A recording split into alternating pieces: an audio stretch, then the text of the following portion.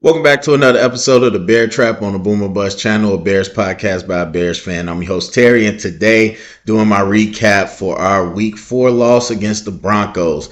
All right, so I mentioned that yesterday was pretty busy. Sundays are pretty busy, so I didn't get a chance to do my recap. So sorry, it's a little late, but that's fine. I was talking throughout the game actually. So as I've said before. You should subscribe, hit the notification bell. Also, pop into the community on game days. I might be in there pointing out things. I always like, and I'm being sarcastic, but I find it funny when people come comment on my post like after the game or days after. Like it has no context if you don't know when I posted and what I was particularly talking about at that time.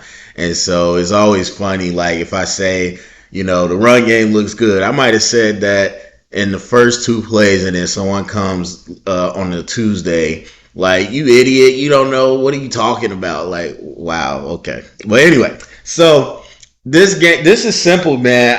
I mean, this is some good stuff. I know I did a preview and I talked about what I thought it would be, but man, I did not know I was going to be so on the money. So this gave you everything you wanted for a Broncos fan and a Bears fan, to be honest. But we're not worried about the Broncos. We're talking about the Bears because they came out, not only just the situation, the opponent and everything, but they came out and really came with a different game plan to show you everything. So I don't know what else there is to see from Justin Fields. Maybe see him against good competition with some better confidence, I guess. But we seen him against good competition. We seen him against okay competition, and we know how this offense looks. You had an opportunity this week against a really, I think maybe the worst defense so far in the league, and you got a team that didn't have any pass rush juice.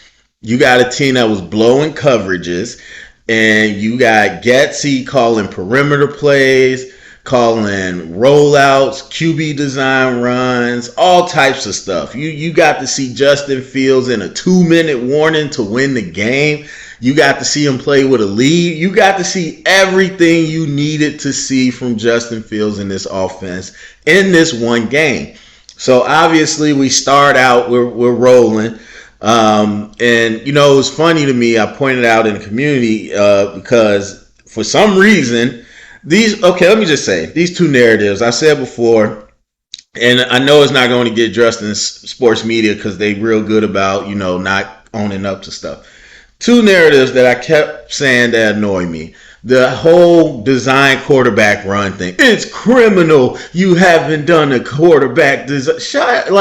What does that mean? What if you do 3 quarterback design runs going to change the game? No. If you do 20 of them, are you going to win the game? More than likely not. Like, y'all need to get off this Lamar Jackson's MVP year. That stuff has not worked since.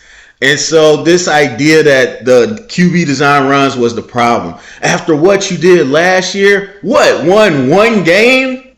Are we really talking about last year? So everybody, including Justin Fields, starts to sound like players that I do not like. The players that only want to do the one thing that they found some success with.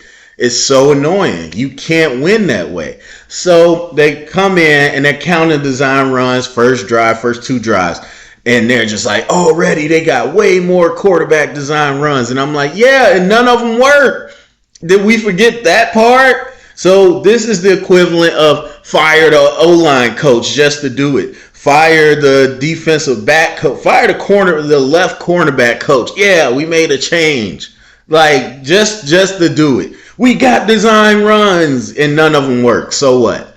Like the 2 touchdowns, our first 2 touchdowns had nothing to do with design runs. Had nothing to do with movement. There were plays in the pocket that wouldn't happen if you weren't in the pocket.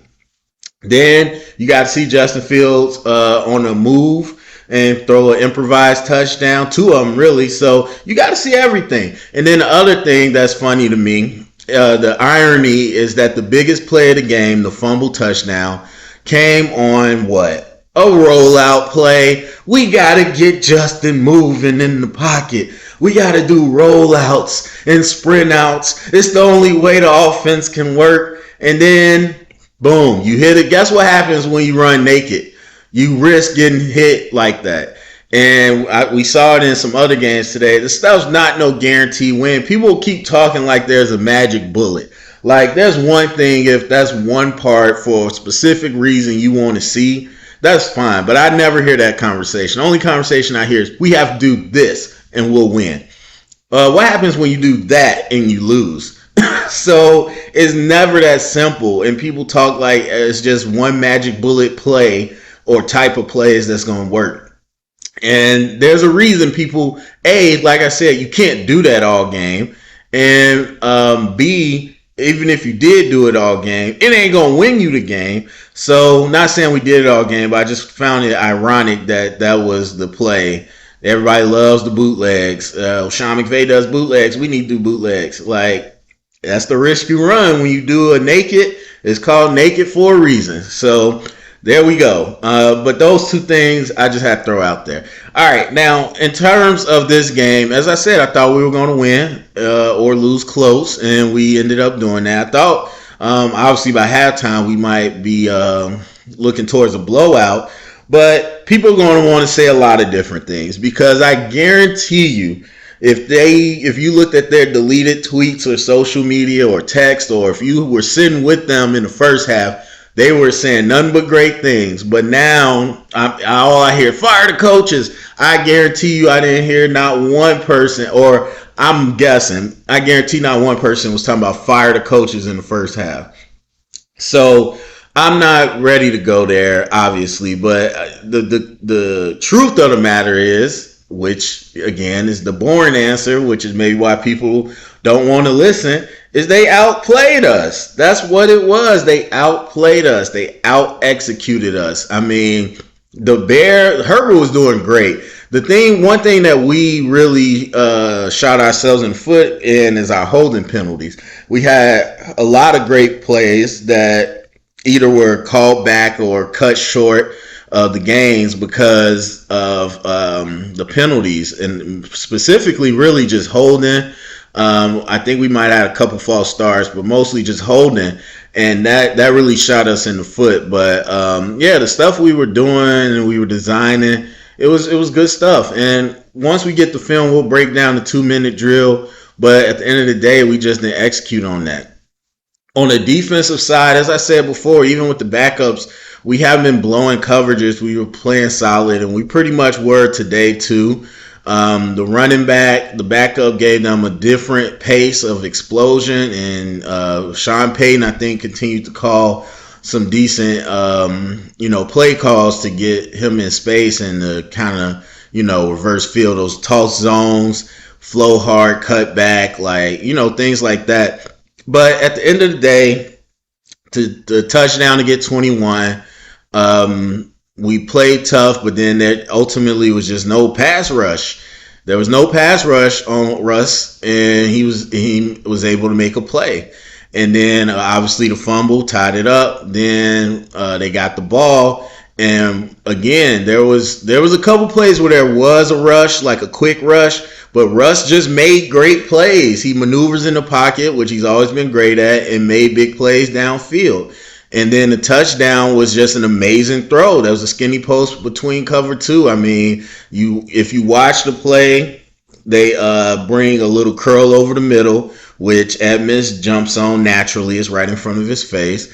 And then right behind him is the skinny post, and Brisker doesn't even react. Again, Brisker that's not his strength. It's playing deep in the zone. And so that was just a great throw, great timing by Russ, and they made that play.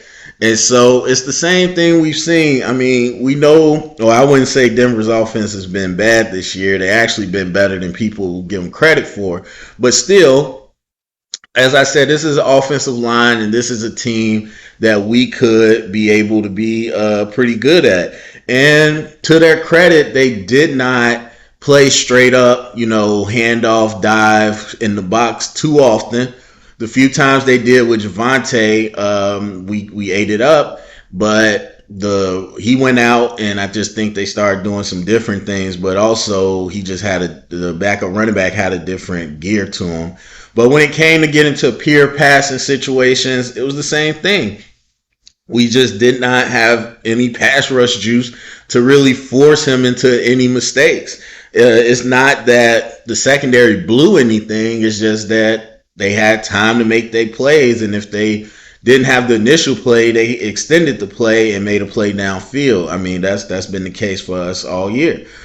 And so on the opposite end with the Bears, I mean, once we got into that pure passing situation, there's going to be discussions.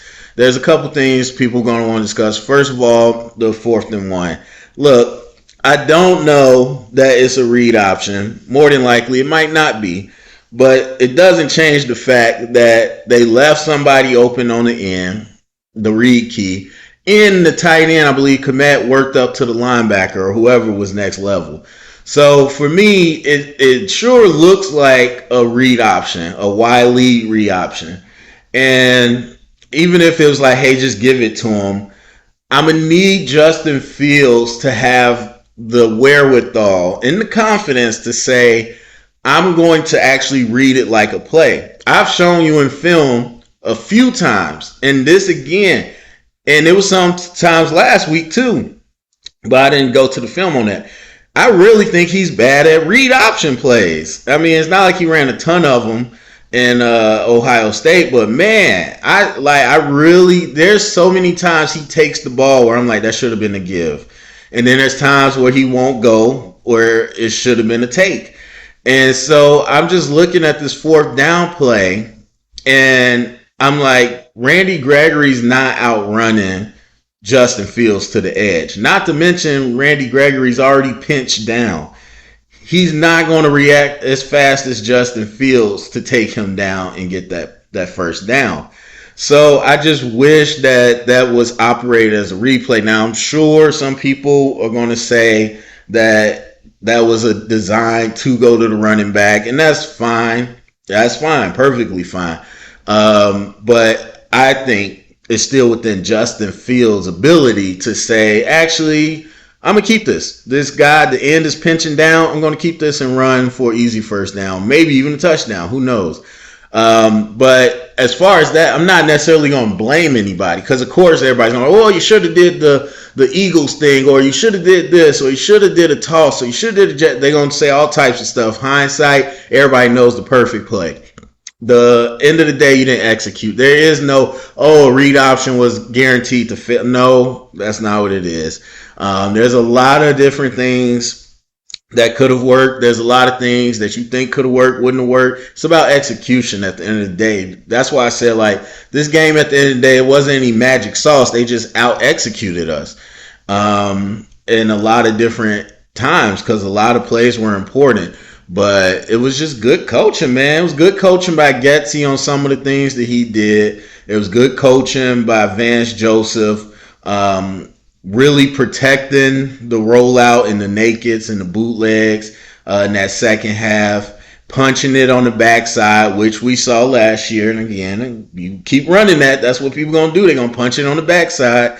And once you punch it on the backside, you could get a play like you got on Justin Fields. That was a fumble. And so they made the big plays when they had to. Offense executed when it had to. So that's just what it was. But I mean, how can you? I don't know. I'm sure fans are gonna find a way. And obviously, you're disappointed you lost. But if you watch it, if you just really watch the game, it is nothing big to point to.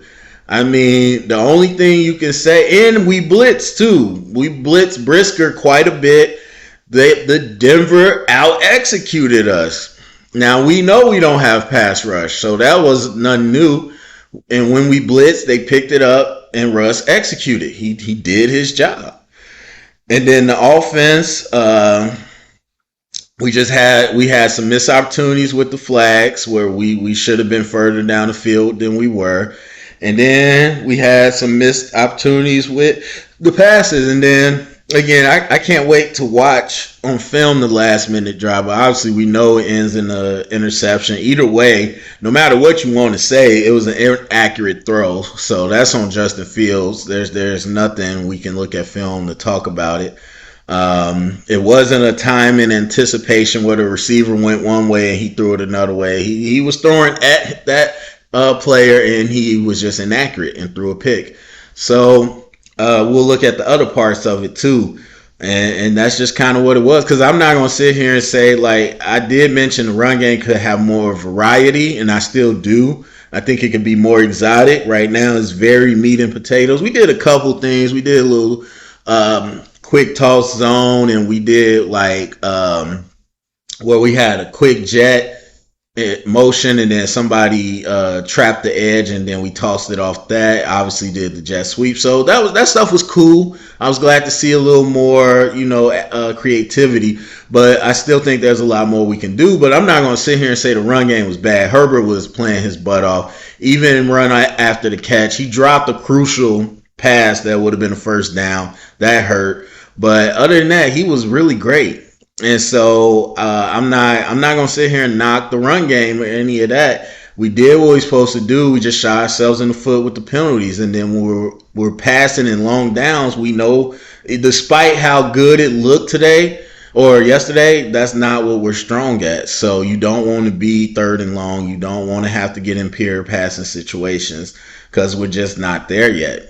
And so yeah, I mean that's really it. I mean, there's a lot of little things people can nitpick, and I'm sure, like I said, I can't wait to hear what the complaints are because I was completely gone yesterday, so I didn't get a chance to look at Twitter and all the reactions, but I'll be looking at it today and see what people complain about. But I thought it was an amazing game in terms of what everybody wanted to see. But that leaves you with the conclusion that, again, you're not going to play many teams like Denver. Now, we don't have a hard schedule, but we're not going to always play a team like Denver. And what I saw was, I've been saying this whole time, you got Justin Fields and the offense and the crowd into it early.